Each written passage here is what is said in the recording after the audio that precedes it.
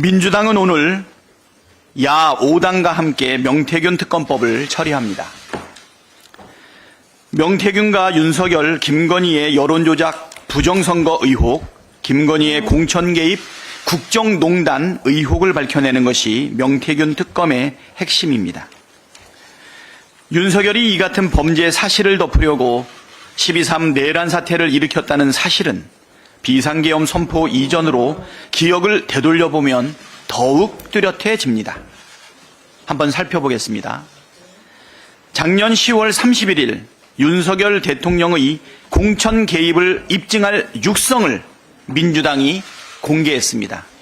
바로 이 자리에서 제가 이 모니터를 통해 가지고 공개했던 것 다 기억나실 겁니다.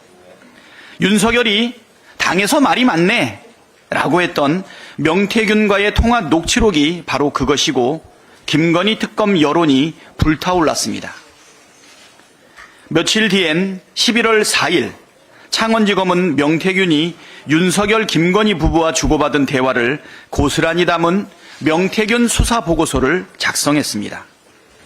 그로부터 3일 뒤인 11월 7일 윤석열은 대국민 기자회견을 열고 명태균과의 관계를 부정했고 김건희 특검법을 헌법에 반한다고 주장했습니다. 11월 14일 국회는 김건희 특검법을 본회의에서 통과시켰고 12일 뒤인 11월 26일 윤석열은 김건희 특검법에 대해 세 번째 거부권을 행사했습니다. 그 사이 명태균이 구속되고 한동훈 대표가 특검법 재의결에 대한 입장을 바꾸자 윤석열의 마음은 매우 초조했을 것입니다. 명태균이 구속 전 모 언론사 기자에게 통화 녹음 파일이 담긴 USB를 건넸고 김건희는 해당 매체 폐간을 언급할 정도로 격노했다고 합니다.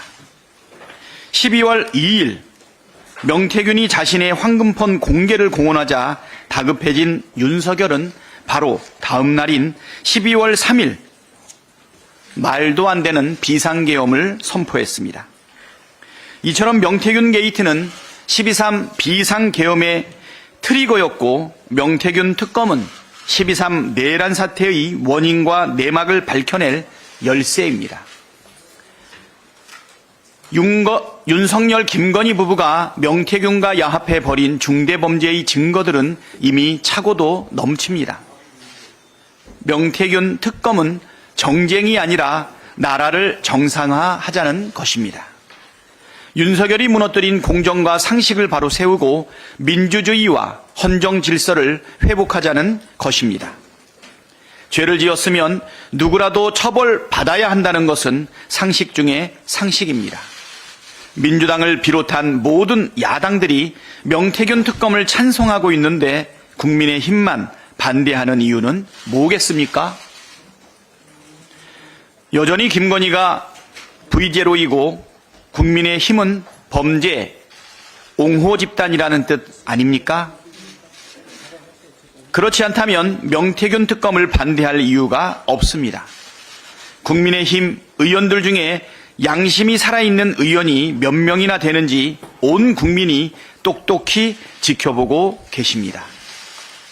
극우 범죄 정당으로 퇴락할지 그래도 변화의 가능성을 보여줄지 국민의힘 의원들이 직접 선택하십시오.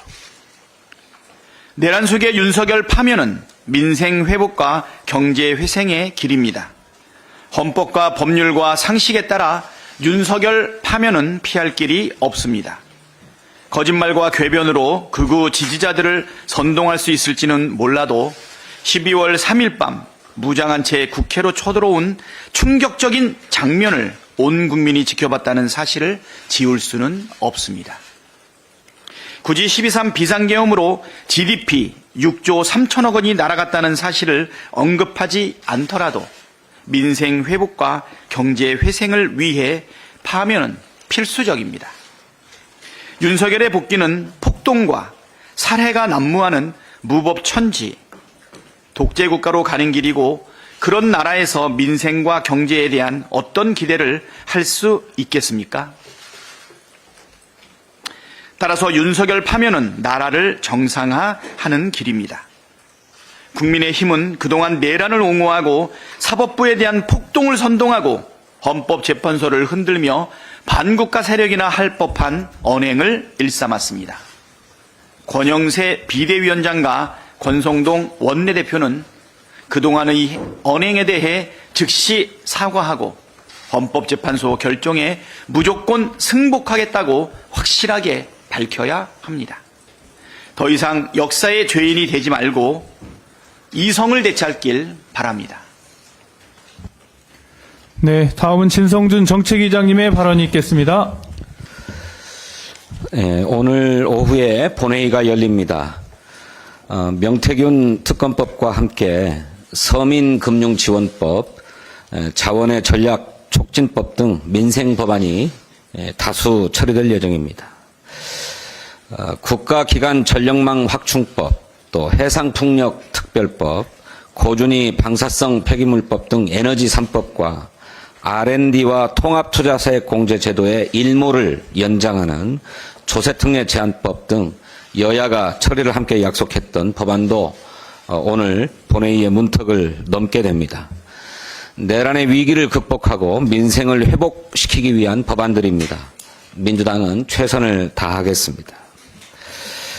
주주 보호를 강화하고 기업의 투명성을 확보하기 위한 상법 개정안에 대한 국민의힘의 인식이 참으로 개탄스럽습니다. 지난해 1월 윤석열 대통령은 소액주주의 이익을 책임있게 반영하도록 상법 개정을 추진하겠다고 밝혔습니다. 최상목 경제부총리도 이에 화답해서 상법상 이사의 주주 충실 의무를 도입하는 방안을 법무부 및 금융위원회와 공청회를 거쳐 의견을 수렴할 계획이다고 했습니다. 그런데 내란 숙의 윤석열을 맹신하는 국민의힘이 이 상법 개정에 대해서만은 딴소리를 합니다. 권영세 비대위원장은 자유시장 경제의 근간을 어지럽히는 악질 법안이다 이렇게 얘기하고, 권성동 원내대표는 통과되는 순간 기업들은 무한소송과 경영마비라는 맹독에 노출될 것이다 이렇게 얘기합니다. 그러면서 거부권 행사를 건의하겠다고 합니다.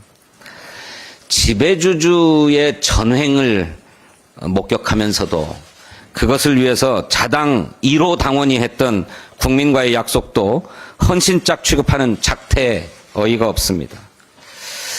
그런데 오늘 상정될 예정이었던 상법 개정안을 국회의장께서 상정하지 않겠다는 입장을 밝혔다고 합니다. 이것은 국민의힘의 몽리에 편을 들어주는 것이라고 생각하고 매우 유감스럽게 생각합니다. 국회의장께서는 오늘 본회의에 반드시 상정해서 처리해 주실 것을 정중하게 요청합니다. 반도체 특별법도 국민의힘의 몽리에 아무런 진척이 없습니다. 국민의힘은 반도체 산업을 지원하겠다는 것인지 아니면 특정 기업 사장의 시대착오적인 경영 방침을 관철해 주겠다는 것인지 도무지 막무가내입니다. 민주당은 반도체 특별법을 신속 처리 안건으로 지정해서 추진하기로 결정했습니다. 국민의힘이 제 아무리 억지를 부려도 산업자원위원회의 법정심사기간 180일이 지나면 지체 없이 처리될 것입니다. 트럼프 대통령이 쏘아 올린 관세폭탄이 동맹국, 이웃국가, 품목 등을 가리지 않고 날아들고 있습니다. 우리나라 경제와 산업도 예외가 아닙니다. 바이든 행정부는 인플레이션 감축법을 무기로 첨단 제조업에 대한 온쇼어링 정책을 추진했다면 트럼프 행정부는 관세를 무기로 자국 내 산업과 일자리 창출에 총력을 기울이고 있습니다. 지난 8년 동안 한국 기업들이 미국에 설립한 법인 수가 중국보다 2배가량 많다고 합니다. 우리나라의 대미 투자 또한 트럼프 1기 행정부가 집권한 2017년 153억 달러에서 2023년 280억 달러로 급증했습니다. 총성 없는 경제전쟁에서 우리 대한민국 역시 우리 산업을 보호하고 일자리를 지킬 우리만의 무기를 마련해야 합니다.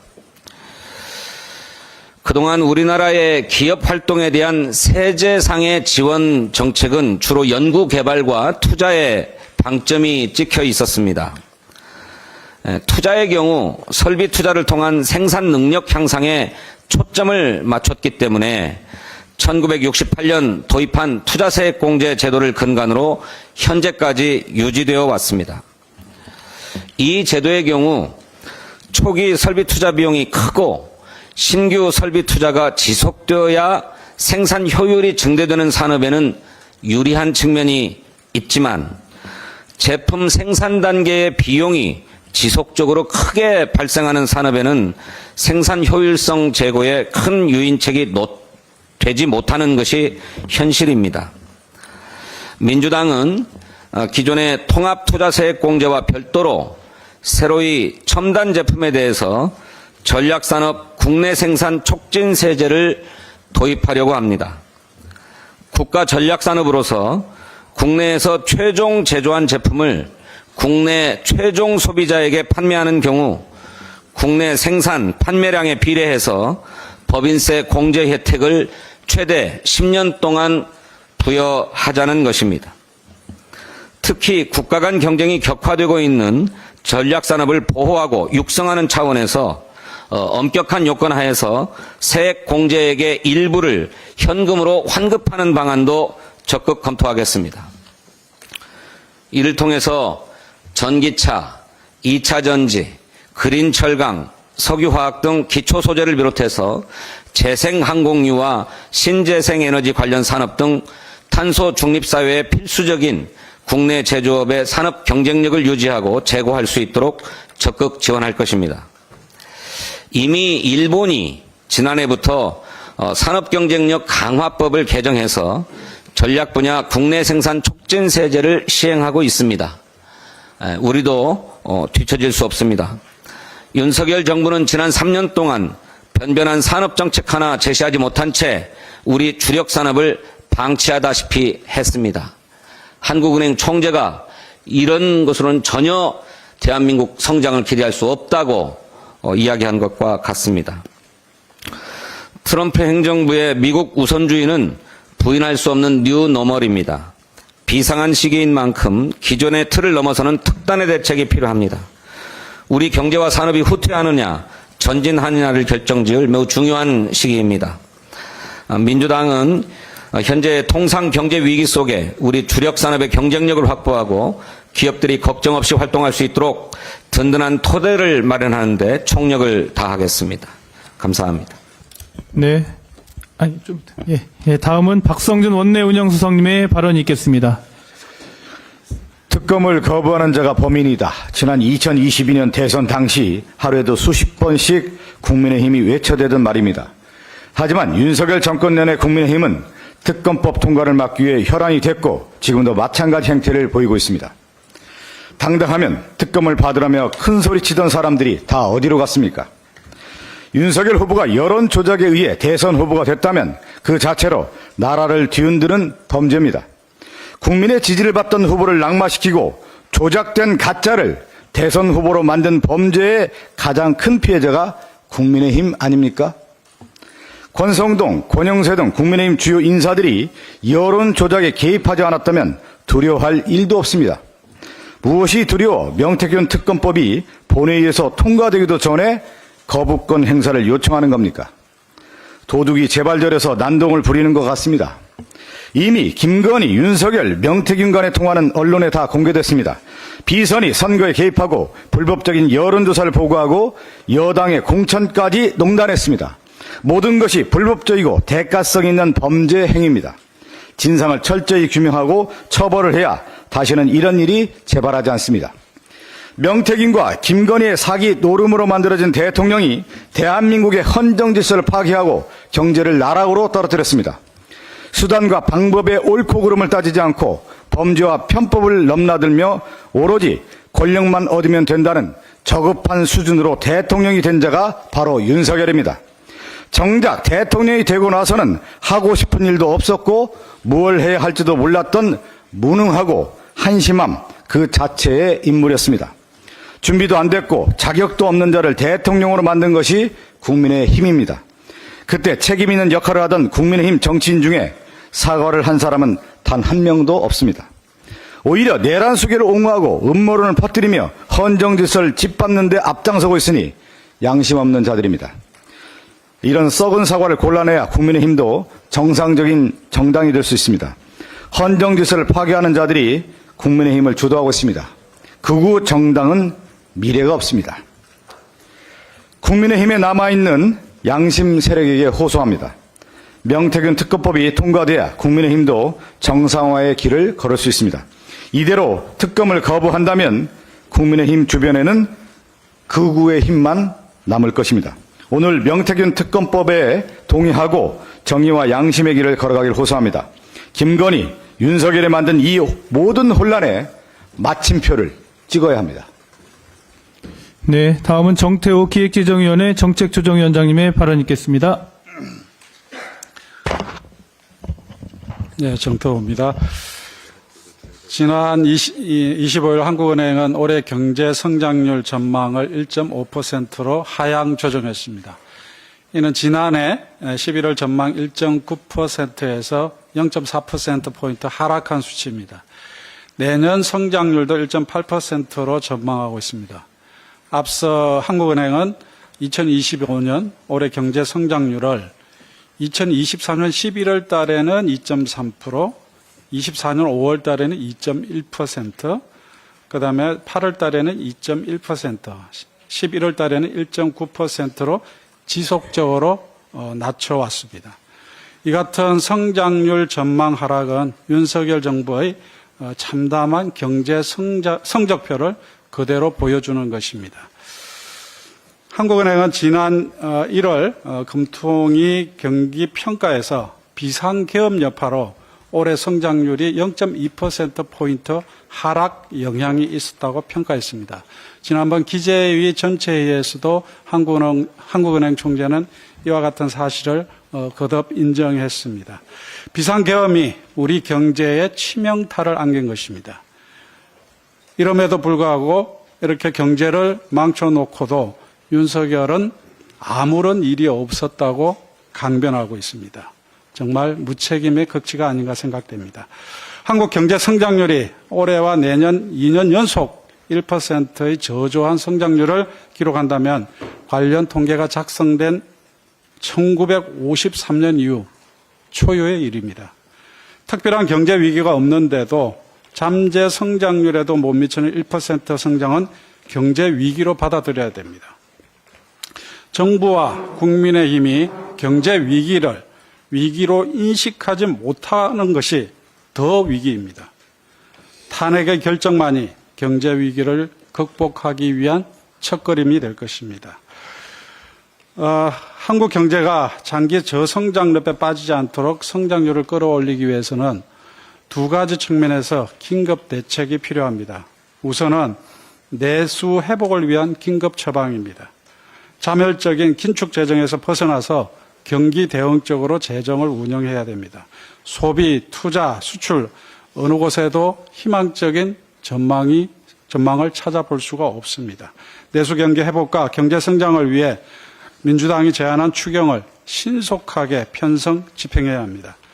한국은행 총재와 경제부총리도 추경의 필요성을 인정하고 있습니다. 오직 국민의힘만이 민주당이 제안한 추경안을 발목 잡기 하고 있습니다.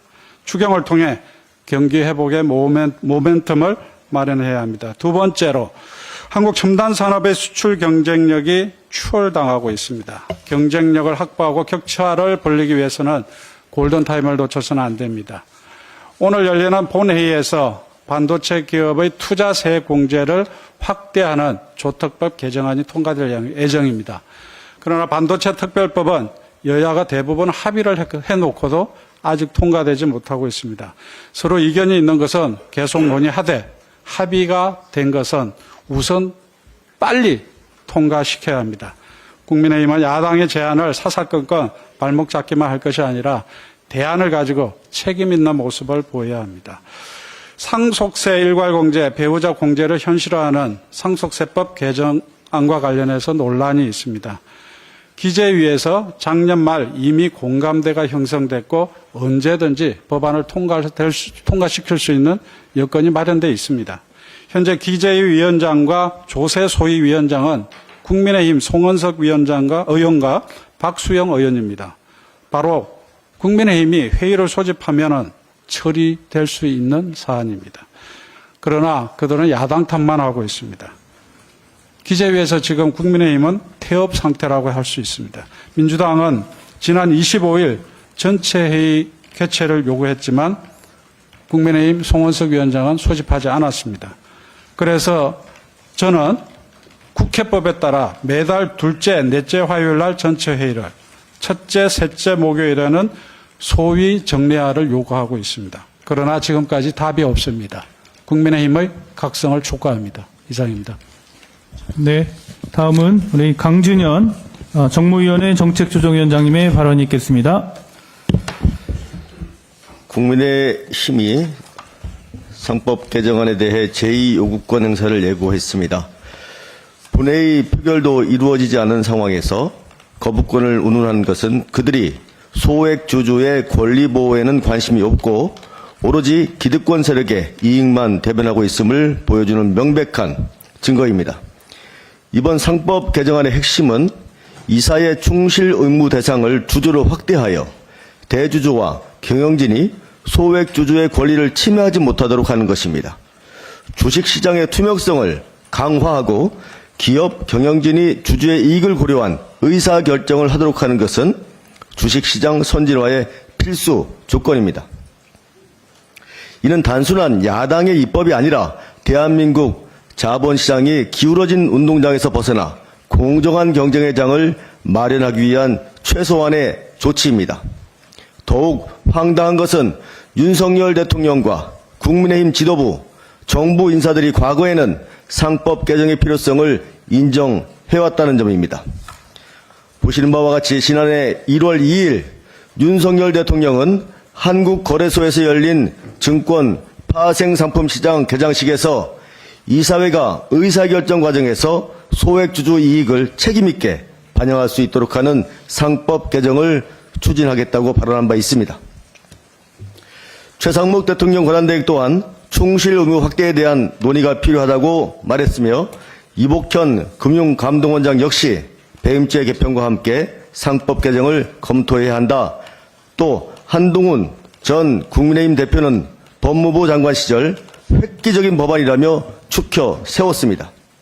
대통령과 정부 인사, 국민의힘 지도부가 얼마 전까지만 해도 적극 추진하겠다고 했던 개혁이 재벌을 위한 개혁 저지로 둔갑한 이유는 무엇 때문입니까? 소액주주 보호를 위한 입법은 상법 개정에서 끝날 일이 아닙니다. 정무위원회 차원에서도 자본시장법 개정을 적극 논의하여 상법 개정과 함께 주주 보호 장치를 보다 강화하는 방향으로 입법을 확대해야 합니다. 대주주의 전횡을 방지하고 소액주주의 권리를 실질적으로 보장하는 방안은 국회가 반드시 해결해야 할 과제입니다. 국민의힘은 일단 반대라는 무책임한 태도를 버려야 합니다. 기울어진 운동장을 바로 잡아야 한다는 대원칙을 부정할 수 없다면 자신들이 과거에 했던 말조차 부정하며 상법 개정을 가로막아서는 안 될 것입니다. 소액주주 보호와 주식시장 선진화를 위한 개혁을 정략적으로 반대하는 행태를 즉각 중단하고 거부권 논의를 철회해야 합니다. 이상입니다. 네. 다음은 문정복 교육위원회 정책조정위원장님의 발언이 있겠습니다. 네, 더불어민주당 교육위 간사 문정복입니다. 까마귀가요, 자신의 초라한 모습을 감추기 위해서 온갖 화려한 깃털을 주워 모아서 꼽았어요. 그런데 바람이 불고 비가 오자 이 화려한 깃털들이 다 떨어져 나갔죠. 원래의 초라한 모습으로 다시 돌아왔습니다. 지금 김건희 씨의 모습이 그런 모습 아닐까 싶습니다. 4개월 만에 할 수 있는 일이 무려 3년이 걸렸습니다. 김건희 씨 표절 논문 의혹이 2021년도 말 제기한 이후에 3년에 걸친 조사를 거쳐서 숙명여대 연구지휘성위원회가 표절로 결론을 지었습니다. 비록 조사 과정에서 관행이었다, 이런 얘기도 하지만 이런 주장은 학술적 부정행위를 합리화하는 위험한 논리입니다. 학문적 윤리는 시대를 초월해서 적용되어야 하는 것입니다. 연진이는 이미 표절을 인정한 만큼 이제 남은 것은 학위 취소라는 당연한 절차를 밟아야 합니다. 만약에 당시 관행을 이유로다 학위 유지 결정이 내려진다면 이는 대한민국 전체 대학의 연구윤리 체계를 무너뜨리는 중대한 전례가 될 것입니다. 국민의 70%가 김건희 특검법을 지지하는 등 이 사안은 이미 권력형 비리의 상징으로 자리 잡았습니다. 만약 숙명여대가 학위 취소를 회피한다면 이는 권력의 사유화라는 불신을 더욱더 키울 것입니다.